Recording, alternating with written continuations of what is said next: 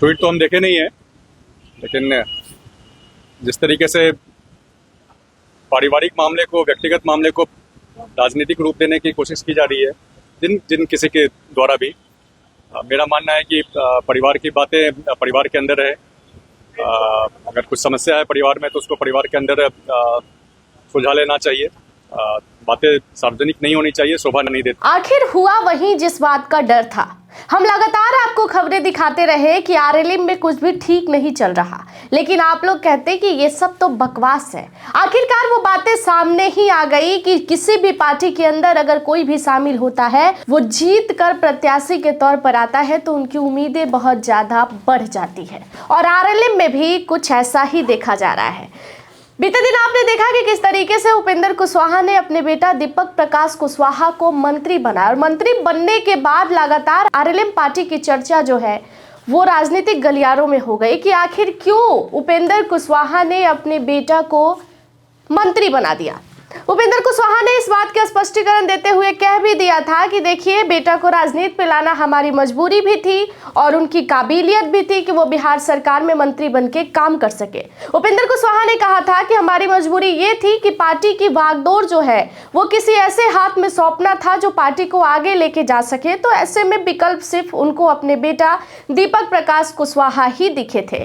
जब बात हुई कि आपके जीते हुए और विधायक है, उनमें से किसी को आप मंत्री के लिए चुन सकते थे, तो उपेंद्र कुशवाहा ने साफ साफ कहा था कि नहीं, मैंने बहुत लोगों के साथ राजनीति की और राजनीति करने के साथ ही जब समय आता है तो लोग पीठ दिखाकर निकल जाते हैं, और मुझे कोई ऐसा व्यक्ति नहीं चाहिए जो पार्टी में फेरबदल करता रहे। मुझे एक ऐसा व्यक्ति चाहिए था जो पार्टी का हो और पार्टी के बागडोर को आगे लेकर जा सके, और ऐसे में सिर्फ उनको अपना परिवार ही सूझा।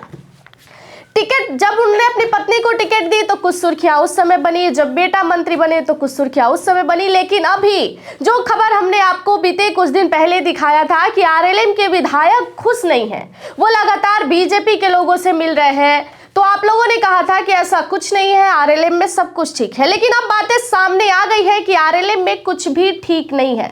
आरएलएम में महतो जी अब स्पष्ट कर दिए अपने पोस्ट के जरिए कि भाई आरएलएम में कुछ भी अच्छा नहीं चल रहा है। दोहरी नीति, आरएलएम के विधायक रमेश्वर मेहता ने कहा है कि दोहरी नीति लेकर आप बहुत ज्यादा दिन राजनीति नहीं कर सकते। भेदभाव की भावना अगर आपके अंदर हो तो एक ना एक दिन जनता के बीच में ये चेहरा दिख ही जाता है, और ये सारी बातें जो है वो उपेंद्र कुशवाहा के लिए कह रहे हैं। इस पर जब मीडिया ने दीपक प्रकाश कुशवाहा से बात की तो उनका क्या कहना है, आप सबसे पहले उन्हें सुनिए। ट्वीट तो हम देखे नहीं है, लेकिन जिस तरीके से पारिवारिक मामले को, व्यक्तिगत मामले को राजनीतिक रूप देने की कोशिश की जा रही है जिन किसी के द्वारा भी, मेरा मानना है कि परिवार की बातें परिवार के अंदर है। अगर कुछ समस्या है परिवार में तो उसको परिवार के अंदर सुलझा लेना चाहिए। बातें सार्वजनिक नहीं होनी चाहिए, शोभा नहीं देती है हमारे समाज में। सर, ममता बनर्जी ने अमित शाह को कहा है कि उनका एक आंख दुर्योधन की तरह लगता है और दूसरा प्रशासन की तरफ। एसआईआर को बिहार के अंदर भी उन्होंने सबसे पहले एक्सपेरिमेंट किया एसआईआर के ऊपर। एक्सपेरिमेंट में फेल हुए हैं बिल्कुल, लेकिन सीख नहीं पाए उससे। विज्ञान में जैसे बोलते हैं कि 3 बार एक्सपेरिमेंट करते हैं क्या रिजल्ट आता है, उसके बाद वैज्ञानिक अपना मन बनाता है। लग रहा है कि वो भी एक बार फेल होने के बाद फिर बाकी राज्यों में भी उसका विरोध कर रहे हैं, वहाँ भी फेल होंगे विपक्ष के लोग। अब उनका मन है अगर 3 बार फेल हो तो ठीक है, बढ़िया है, 3 बार फेल होके देख ले। बिहार की जनता ने जो जनादेश दिया है, एसआईआर यहाँ पे मुद्दा बन नहीं पाया, क्योंकि मुद्दा बनने लायक कुछ है भी नहीं उसमें।